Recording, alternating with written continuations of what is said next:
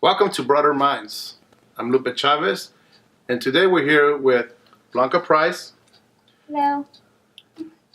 And we're just going to do a quick interview with Price. Thank you for allowing us to come do this interview and welcome us to your house. Obviously, I know you very well, but I know some of our viewers don't. So can you just tell us a little bit about yourself? Where did you grow up at? Where did you go to school at? You know, maybe just from elementary to high school years right now, then we'll go more in detail later. Okay. I'm an Avenal girl, born and raised. My parents moved here in like 77, I think it was, and we've been here ever since. I went through Avenal Elementary School. We were the first class actually to graduate from Sunset Middle School when it was the Rebels back then. And then I graduated from Avenal High School, class of 96. Class of 96, best class. All right, so then pretty much you grew up here, and the reason why, more about where you grew up and everything, is we're trying to start with people from Avenal who have came back. And the reason that be too is because you attended university where at? I went to Fresno State. Fresno State. In Fresno State, you got your master's? No, I got my BA in Liberal Studies, and I got my preliminary teaching credential there also. See, I'm not an educated guy, so I don't know how that works. Well, the BA is the first one. You have to get your BA first, and that was in Liberal Studies. And most people that go into teaching, that's what they have their BA in. Because they do a little bit of everything. You do some history, you do some, we did music, we did a little bit of everything. So that when you become a teacher, especially if you're going to be a lower grade teacher, you kind of have an overall knowledge of that kind of thing. Oh, nice. So then while you were at Fresno State, I assume you were living at Fresno, or were you doing commute? I did. No, actually, I lived in Fresno. I actually lived there with a bunch of other Avenal girls. Shout outs to Erika Bonilla, Isela Jimenez, Elsa Montoy, and Rosario Ibarra.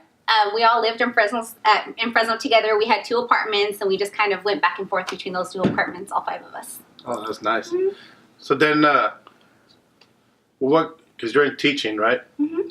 So what got you into teaching, and then not only being in Fresno, because everybody says, oh, I can't wait to get out of Avenal and, go somewhere else, wherever they end up at.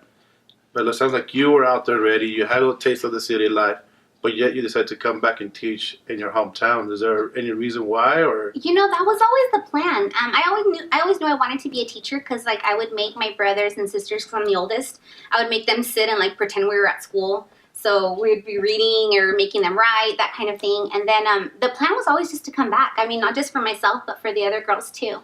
It kind of worked out funny because there's a pretty good age gap between myself and my youngest brother, Luis. And he happened to be in 1st grade when we were finishing up, or we were getting ready to start a student teaching when we're in Fresno. So the principal there at the time got a hold of me because my brother said something about, oh, my sister's going to be a teacher, and so are all her friends. And his teacher told the principal, and that's when there was a big teacher shortage, kind of like where we are right now. So she got a hold of me through my mom and said, your brother said you're going to be a teacher. How close are you to being done? And I said, you know what? Actually, there's 3 of us that need to do our student teaching, and we want to go back and teach in Avenal. So we were kind of like hired on the spot. She said, yes, come do your student teaching. You'll have a job as soon as you're done with that. So we all came back. Oh, very nice story. I mean, what more can you ask for, right? Right. It was just kind of there for us.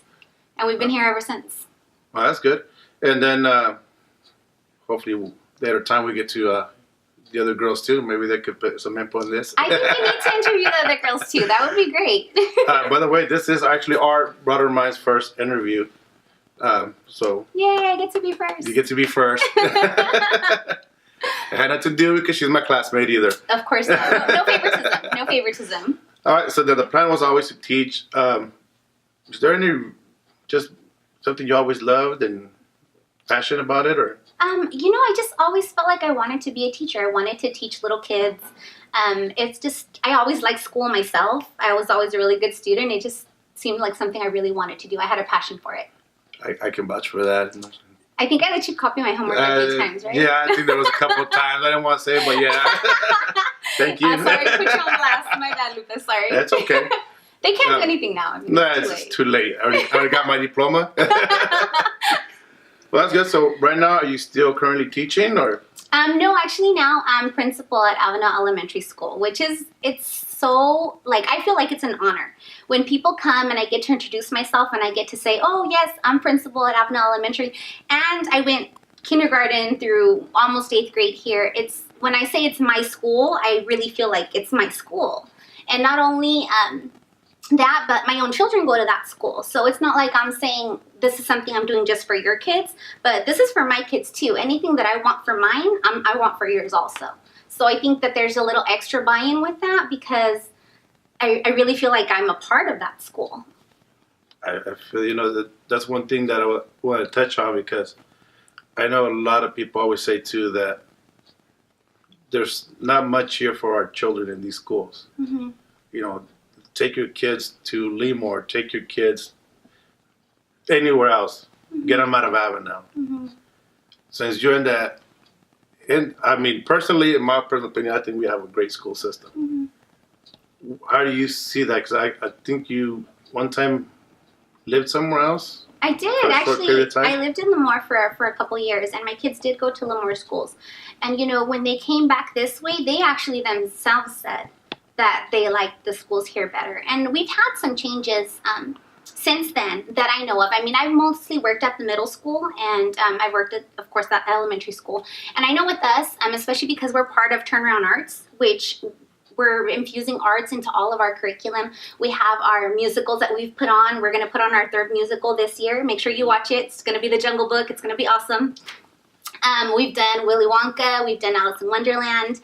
We've started doing these art gallery nights where we're inviting the community to come and view the students' artwork. We have a lot of our teachers going through a STEM program, so they're doing a lot of more science-based activities in their classes. So we're offering a lot of new things, and we're doing a lot of new things. And it's not even just like the district doing it, it's teachers, individual teachers that want to see something change, and so that they're bringing that into their classrooms. And I know at the middle school they're doing a lot of that too. They started a broadcasting class, they have STEM classes, they have all these different classes that they're offering as actual electives that they didn't have before. So I see a lot of change happening, and it's really good change. Oh, see, that's what I was meaning, that, I hear all the time, go over there. And I'm like, no, we got the same thing. You don't have to go nowhere. Mm-hmm. So it's good to hear from someone that's actually administrator, that you're pretty much probably pushing it too, right? Like, oh, definitely. If a teacher comes up to you with this great idea and it's great, pretty sure you support. Oh, I know, yeah, I'm supportive. So, I try to be, and I hope my teachers agree with that. I do. When they come to me with ideas, I really do try to be supportive of, okay, how can we make this work? If it's something that they're passionate about and they want to put their time into, we have some teachers that are doing this program called Little Kids Rock. So they're teaching the kids how to do like rock band type of things. We just got all the instruments put together like before break. So hopefully we'll get a show going sometime, hopefully in the spring. But with our new teacher, new music teacher, and along with a couple of the other 5th grade teachers, they're doing this together. So it'll be pretty cool. Should be pretty cool. A lot of things happening here. Also, since you grew up here, you established that already. Mm-hmm. And not for yourself, but have you seen it from other teachers that have came? Because I know now we have more, the people that were students here are now teaching here as well. Mm-hmm. Not just you and your group of friends, like you stated earlier. Do you feel when you do that, you have a bigger investment, not just yourself, but even those teachers? Have you seen that? Oh, definitely. Like they feel like they're more invested? Oh, yeah, I do. And I think that our district purposely tries to look for people that are from here to hire. Like, we kind of scope them out. We say, okay, you're subbing right now. When are you going to be done? We want to hire you because we do want people from the community, because there is something that they understand about our kids and how to reach our community that maybe other people might not get. Yes. You're a principal, and I think you've gotten involved too in other activities as well, programs. How does that kind of, from being a principal, then being because I've done it too, and I know sometimes it's hard to all right, now I'm coach. And does that seem like a problem? With me and my kids, it's never really been a problem, but I think because, I'm their coach, and at home, I'm still kind of their coach. You know what? I'm naturally kind of bossy. I don't know if you heard that or noticed that. No, never. So So it just kind of, because we took over the Pop Warner program, so, we're doing football. I'm vice president for that. And then this was our first year doing it. And, it kind of helped, I think, because we were able to use resources, like we're using the field at the school to practice, and we were able to use the cafeteria for the dinners that we started doing. And I think it just kind of strengthens the ties between community and school, which is something we're trying to do, like with the RAP program too. They use our fields and they use our facilities, and I think it just makes it stronger if we're all working together. And that's the reason why I brought it up, because I know when I was involved with that, it was always hard, because some of the principals that were in charge at that time, they just didn't have the same idea, or they felt like, no, he's going to tear up our field. Right. So I think it's great because it builds more bond with the community. And you know what? Working with all the principals, we've used the Tamarack fields, haven't had any problems. The high school has been so great. Mr. Ruiz has been great about letting us use the field and the concession stand and all of that. We didn't have any issues with working with the high school. The middle school too, we've worked with them on some things, and it's all love. Everyone works together. Yes, I've seen that community involvement with schools and cities, everything growing a lot closer together lately has been wonderful. It's a short interview, so anything else you want to add, or anything that you want to let our viewers know? And no, just I want to say that if you have questions about how things work at the school, come down and talk to us. You can always make an appointment, and even if you just pop in, we may not be busy. Come and see us. Come and talk to your principals. Come and get to know us. If you have questions, that's the only way we're going to be able to answer them for you. We're there to help you, to serve you. And I know I speak Spanish. I know a few of the other administrators speak Spanish, so that shouldn't be an issue either. But we're all here to work together. So no excuses. All our kids, we all need to work together because it's only going to benefit our kids. And thank you for letting me be the first one. I feel special. No problem. I think you were the first one that agreed to right away and said, all right, let's do it. Okay. So hopefully someone else wants to do it. Like I said, we're not looking just for educators. We're also looking for anybody that's involved or is bringing any positive into our community. Me myself, I'm not an educated guy, but I'm trying to do my best. So, so don't feel like you have to have graduated from big university or anything. If you're doing something positive, let us know. No, we're glad to put you on film. So, nothing else. Thank you very much again. Thank you. And thank you for watching Broader Minds.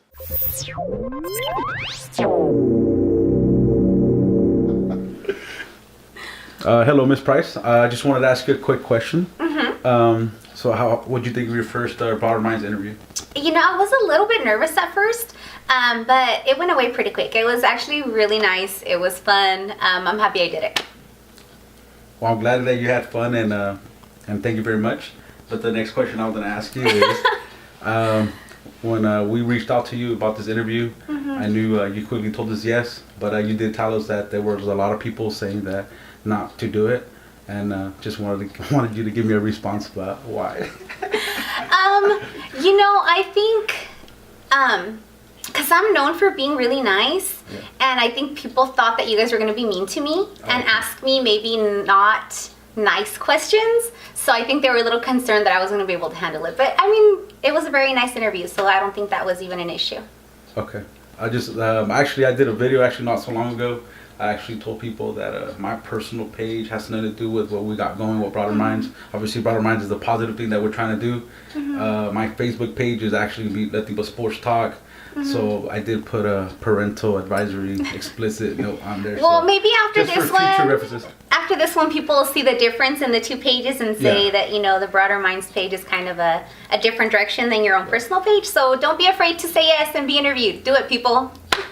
That's what I wanted to hear. Thank you very much. Broader Minds.